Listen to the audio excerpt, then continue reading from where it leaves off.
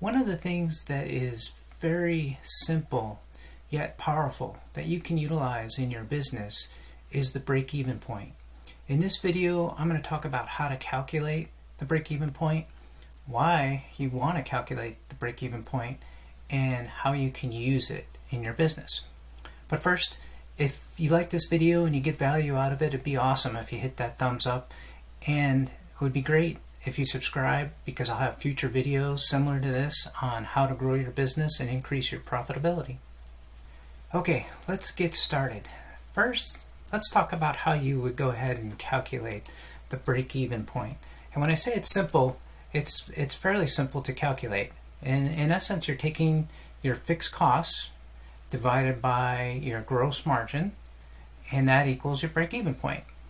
And basically, you would look at your fixed cost are your sales minus your variable cost, and that's your gross margin. So variable costs are the cost that you incur to get the product out the door. That could include labor, it could include materials and items like that. But basically everything it takes to get and produce or provide the service that you do and give that to your customer. So let's take an example. Let's say that you have $200,000 in gross margin and your margin is 40%. That would mean that you would have to have sales of $500,000 in order to break even. And so you can see that this will provide you with a guideline of where you need to be to hit that sales level. So let's take a look at another way that you could calculate break-even point. Let's say that you sell units. Let's say that you sell, we'll make it fun. We'll say it's ice cream cones. How many ice cream cones would I have to sell in order to break even? Well, what you would do is you would take your fixed costs and you would divide that by the profit that you earn per each ice cream cone. So we'll take an example.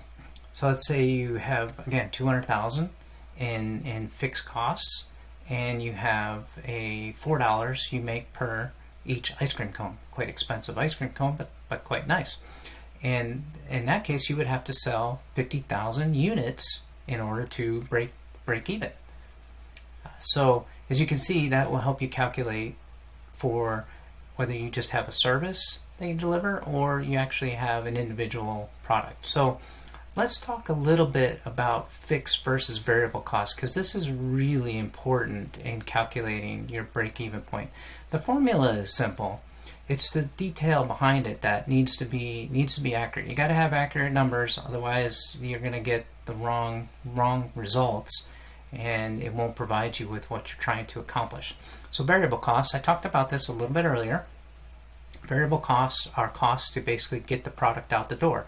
And that includes like materials and labor, stuff that you may consume in the production of your product or in the service that you sell. Now, fixed costs, on the other hand, are going to be like your rent, could be insurance, G&A wages. But I caution you in this area because fixed costs are somewhat of a misnomer. Fixed costs are really fixed in the short term, not the long term. They will change over time. So for example, let's say telephone. Telephone is considered to be a fixed cost, but it does vary. In the short term, though, it stays relatively constant. Utilities is another example.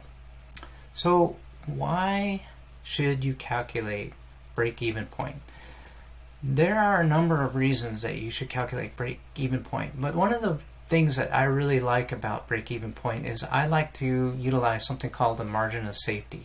And really what I'm trying to gather here is I want to look at each month to see where my sales are versus my break-even point. And when my sales are above that break-even point, I have safety. I have a safety net. I know that I'm beginning to be profitable for the month or the year, depending on what period you're looking at.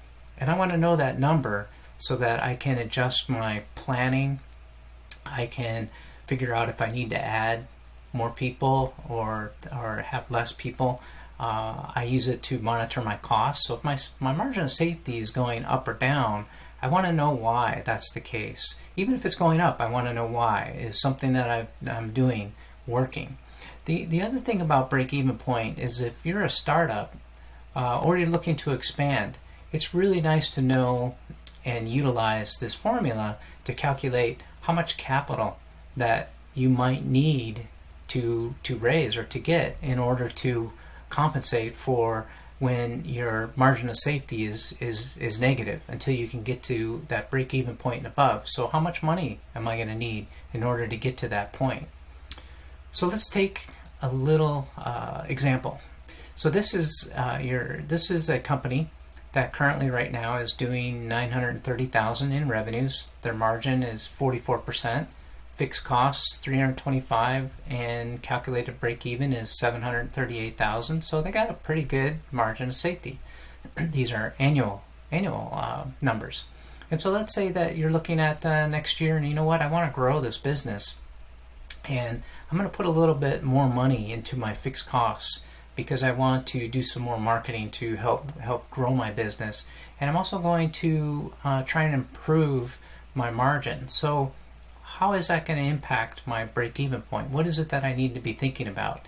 And you can take that information and turn it into a planning point of, let's take a look at what really is the best case, the likely case that will accomplish, and the worst case. And once you have all these set, as you go on in the year, you can kind of take a look at, okay, where am I at against my plan? And so in this case, they want to grow their revenues by 20%. So they're going to go ahead and increase their fixed costs, and they want to see what their margin of safety is. So if they accomplish the best case, their margin of safety goes up. That's awesome. If they accomplish their likely case, they still have an increase in their margin of safety. Everything's going well. But let's say things don't grow at all. Let's say worst case scenario, I stay stagnant. My marketing doesn't work. What's going to happen? And in this case, they're basically going to break even. So it gives you comfort that if I'm going to make changes in my business, so I'm going to do some kind of planning, I can figure out how that's going to impact my numbers, and I can adjust accordingly. So in summary, the break-even point is a pretty simple formula. The information behind it is incredibly important, but it's very powerful to calculate this, even on a monthly basis. Let's say that there's changes in the economy, and how am I going to react? 2020 was a horrible year for a lot of businesses. Break-even point can help you figure out, can I afford to keep the people I have? Do I need to cut the costs I have? Do I need to go back and renegotiate my rent? Things like that, the break-even point is going to help you in calculating. So I encourage you to calculate it. Use that formula, and it would be great in the comments if you just hit yes that you utilize the break-even point, or if you plan to utilize the break-even point, let me know as well. And as always, hit that subscribe button. I would really appreciate it if you hit that thumbs up like button as well, and I will see you on the next one.